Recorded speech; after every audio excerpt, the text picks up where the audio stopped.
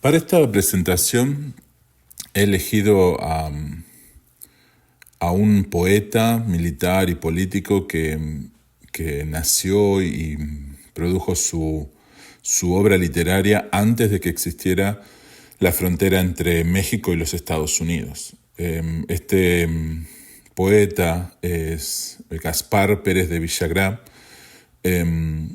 que se cree que nació en Puebla de Los Ángeles, Nueva España, que ahora es México. ¿Y por qué digo se cree? Porque, bueno, no hay registros, documentos, no hay una partida de nacimiento que avale esto, simplemente es un relato histórico transmitido y una serie de suposiciones. Algunos creen que él pudo haber nacido también en España, pero hay otros factores o pruebas que lo ubican más que haya nacido en lo que hoy se conoce como Puebla, México, o en ese tiempo se conocía Puebla de Los Ángeles, en Nueva España, y se cree que nació alrededor del 1551, entre 1555. Nuevamente, no hay datos verídicos, no hay datos exactos de una partida de nacimiento que avale su fecha de nacimiento, por lo cual hay una estimación entre esos años, entre 1555 y 1551 que puede haber nacido. Lo que sí se sabe ya es que su juventud a temprana edad él viajó a España, porque allí fue donde estudió letras en la Universidad de Salamanca. También al estudiar letras, en ese tiempo se estudiaban leyes, por lo cual después de graduarse él perteneció a la Corte de España, en la cual trabajó por muchos años como juez, y cuando vuelve a territorio americano, cuando vuelve a lo que es la Nueva España, ¿no?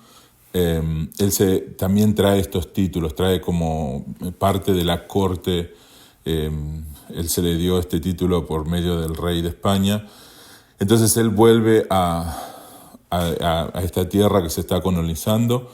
Se cree que fue pariente, digamos, de Francisco de Villagrán, que fue un conquistador en Chile, que fue el que colonizó y bueno, enfrentó a los araucanos en lo que hoy es Sudamérica.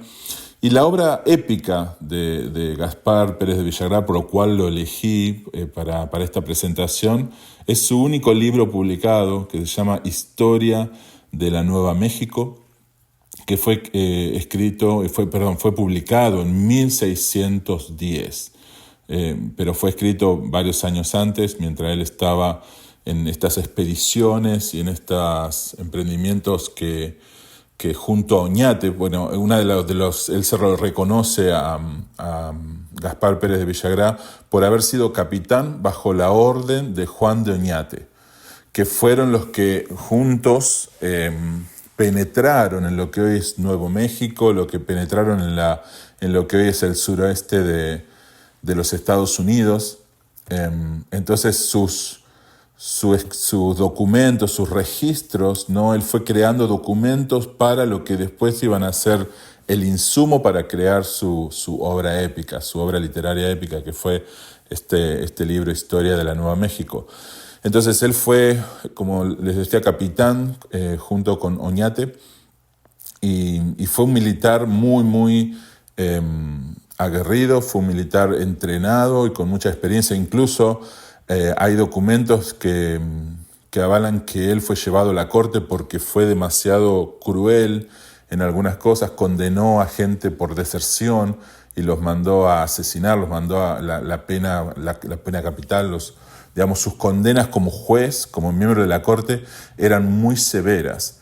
Entonces, es más, fue hallado culpable en algunos de estos casos por severidad, incluso se lo quitó de la corte por varios años. Aquí en el mapa mostramos lo que fue este territorio. Ellos ingresaron por lo que hoy se conoce como Ciudad Juárez y por El Paso, por ese sector. Ellos fueron haciendo camino junto con Oñate al norte, avanzando de México hacia el norte, entrando en lo que hoy es territorio de los Estados Unidos. Entonces él fue muy conocido en esa época como militar y fue muy conocido también por aspiraciones políticas, porque él fue recaudando estos insumos literarios, fue recopilando y creó esta obra Historia de la Nueva México. Aquí están, pueden ver la portada original, con aspiraciones políticas. Eso es lo que hoy se sabe. Él hizo un registro de todas estas hazañas que hacía por ejemplo, hizo una reseña histórica desde que comienza con Álvar Núñez Cabeza de Vaca y termina con el relato de la rebelión de Acoma, que tanto Oñate como él fueron partícipes de sublevar a los rebeldes en ese tiempo, y ellos tuvieron la victoria frente a esta rebelión. Y es más, a él se le propuso ser el gobernador, el que gobernara en esa región de Acoma. Por lo cual estos registros que él hacía eran con una intención política. Él quería generar documentos históricos para mandarlos al rey, para mandarlos a España, y que eso fuera el aval para que a él lo propusieran con sus aspiraciones políticas. Por eso él fue un militar, un político y un poeta. Ahora, esta obra que él creó es considerada uno de los relatos más completos y verídicos sobre la expedición de Juan de Oñate. Permaneció silenciado por más de 300 años, desde el momento que se publicó este documento, esta obra o este libro. No tuvo gran impacto más que llegar a España, ser entregado al rey para que lo leyera, y después de eso tuvo el propósito con el cual Gaspar Pérez de Villagrán lo escribió. Tuvo éxito porque lo propusieron como gobernador de lo que era Guatemala, lo que era el territorio de conquistado en Guatemala, pero cuando él estaba regresando de España para ocupar su puesto como gobernador de esa región, él murió por una enfermedad, murió en el barco viniendo de España. Entonces dejó a su viuda, dejó a hijos y uno de sus hijas, ¿no? Después sería que se casaría con uno de los descendientes de Montezuma, que es Cristóbal Becerra y Montezuma, que, bueno, una de sus hijas fue quien se casaría con él. Entonces, nuevamente, Gaspar Pérez de Villagrán era muy reconocido como militar y como político. No fue muy reconocido como poeta, porque realmente su única obra conocida y su única obra literaria es este libro, Historia de la Nueva México, ¿no? Del capitán Gaspar de Villagrán. Entonces, como decía, este poema fue el primer poema dedicado a la historia de un territorio estadounidense y su temprana colonización. ¿No? Fue escrita probablemente allá en los primeros años del siglo XVII, hablando de los 1600, y se publicó recién en 1610, ¿no? Sabemos que cuando él lo escribió tenía un propósito que no era mucho más pretencioso que solo una obra literaria. Vamos a ver algunos detalles de un análisis un poco formalista de esta obra. Era un poema épico de 34 cantos. Y esto es algo maravilloso, estaba escrito en versos en decasílabos. Significa que cada línea, cada párrafo, digamos, cada línea de los 34 cantos tenían 11 sílabas. Eso significa en decasílabo. Es algo impresionante, ¿no? Poder narrar un hecho histórico en una forma poética y que cada línea tenga 11 sílabas, ¿no? Es algo que me impacta muchísimo a leerlo hoy en día, ¿no? Esta tendencia de escribir en versos en decasílabo era una tendencia que había ya en el siglo XVI y el siglo XVII, que era contar una narración histórica, esta tendencia, de una forma recreativa, de una literatura recreativa. Entonces, se contaban hechos verídicos, hechos reales de la historia, pero lo mostraban de una forma más agradable para la lectura. Los temas que se encuentran, que podemos encontrar en todas sus canciones, en todos sus cantos o sus poemas, aborda temas tales como la belleza, la fortuna, el amor, la oposición, ¿no? La violencia, la muerte, porque son todas vivencias que él experimentaba en sus campañas, en sus luchas, en sus enfrentamientos a través de lo que iba como militar a las órdenes de Juan de Oñate. Entonces él iba no solo contando los hechos históricos, contando exactamente las hazañas que ellos iban enfrentando, sino que también iba relatando sus sentimientos, iba relatando los hechos violentos que sucedían, incluso la muerte de gente que se hacían amigos en las campañas. Bueno, y esta obra es más valorada como un documento histórico, más que como un poema.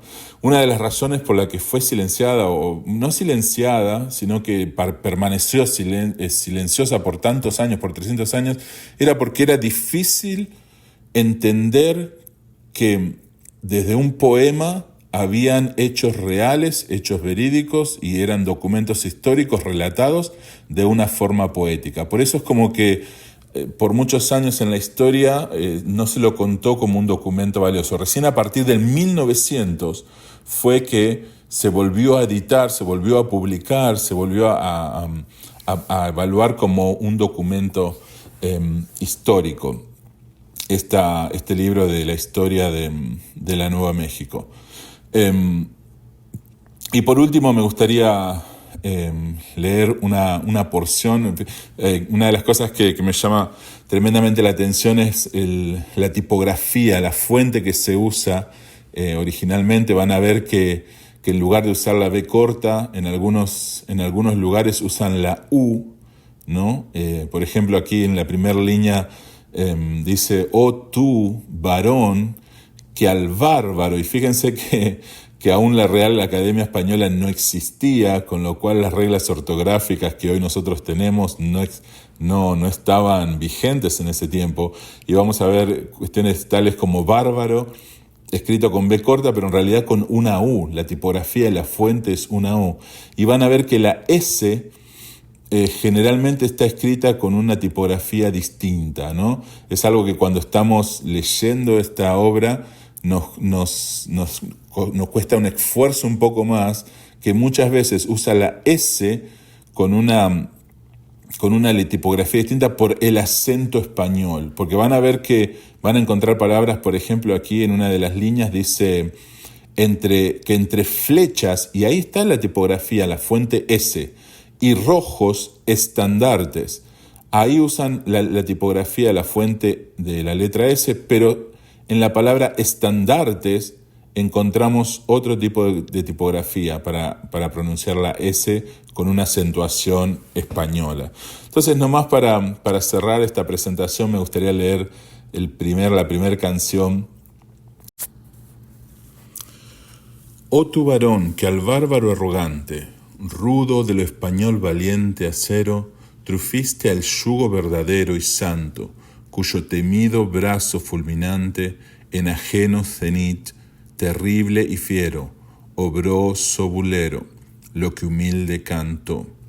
Suspende a Marte, en tanto que entre flechas y rojos estandartes, testigos de tu intento, ocupó el levantado pensamiento, y mientras fue hostigado el indio en partes remotas, cubre sus indoctos mármoles de tu blasón insigne. Escucha en suma, valiente oñate, la cortada pluma del valeroso Achilles, trompeta de tus años juveniles, que pudiera ser César de sus glorias, a no ser sujetos tus victorias.